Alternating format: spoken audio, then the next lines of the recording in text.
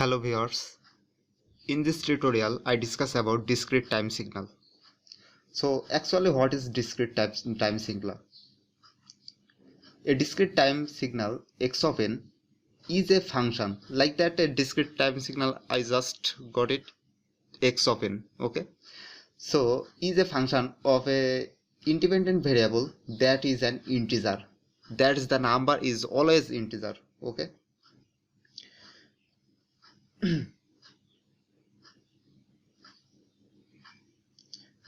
But independent variable, so it is graphically represented in this figure, and it is important to note that the discrete time signal is not defined at instants between two important or successive samples.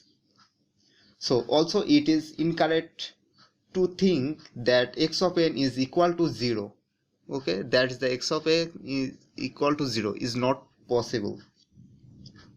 And if n is not an integer, simply the signal x of n is not defined for non-integer values of n. Like that, these values are integer like 1, 2, 3, 4, 5. If it is not integer like 1.23 or 0.92 or 3.94, then it is the value of it is n, okay?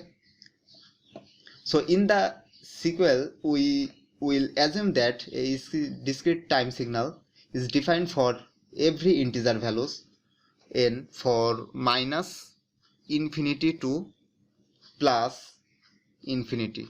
For that we got the range minus infinity is less than n and plus infinity is greater than n. By tradition, we refer to x of n as nth sample. For this, x of n for nth samples. Okay. Nth samples of the signal, even if the signal x of n is inherently discrete time.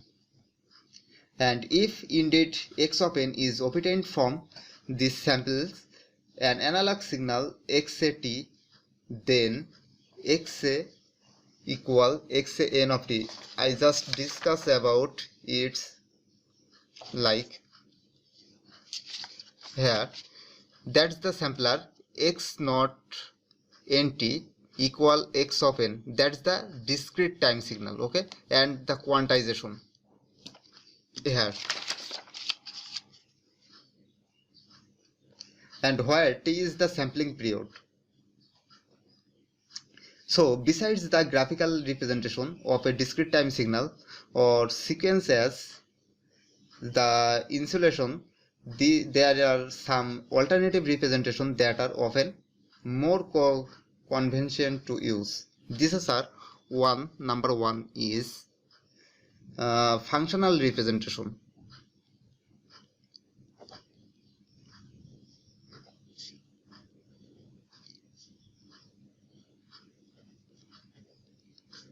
So actually what are the functional representation for discrete time signal?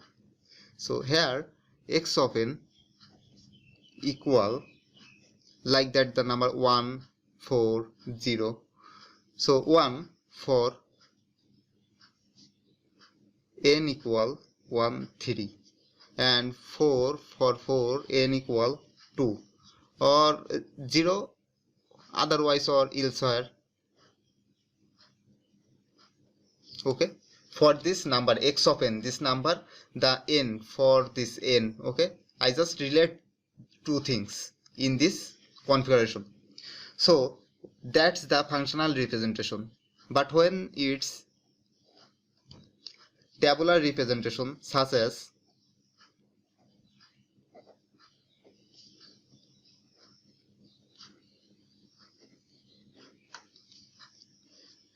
in that case the tabular representation like that n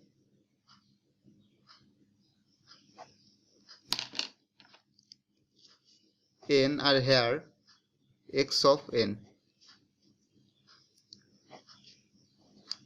Here I just got the number of n like -2, -1, 0, 1, 2 or something like that.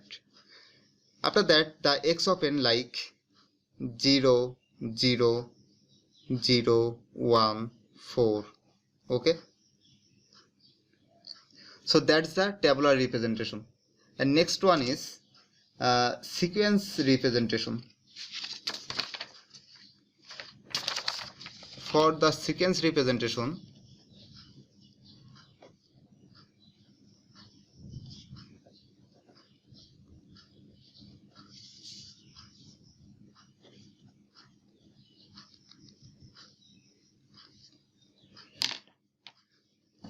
an infinite duration signal or sequence with the time origin like n equals 0 indicate by the sample, that sample, okay, is represented as like x of n equal dot dot 0,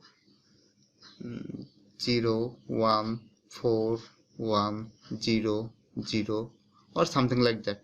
Okay, so a sequence x of n which is 0 for n is less than 0 can be represented as x of n equal 0, 1, 4, 1, 0, 0, and here the sequence representation sample. Okay, so the time origin for sequence x of n which is 0 for n is less than 0 is understood to be the first point in the sequence. An infinite duration sequence can be represented as x of n equal 3 minus 1 minus 2 0 4 minus 1 or something like that, and the here the sequence representation sample. So where's a finite duration sequence that satisfies the condition x of n equals 0 for n is less than 0 can be represented as x of n equal 0, 1, 4, 1. Okay, so that's are the discrete time signals and its representation functions. So thank you everyone and subscribe my channel. See you in next tutorial.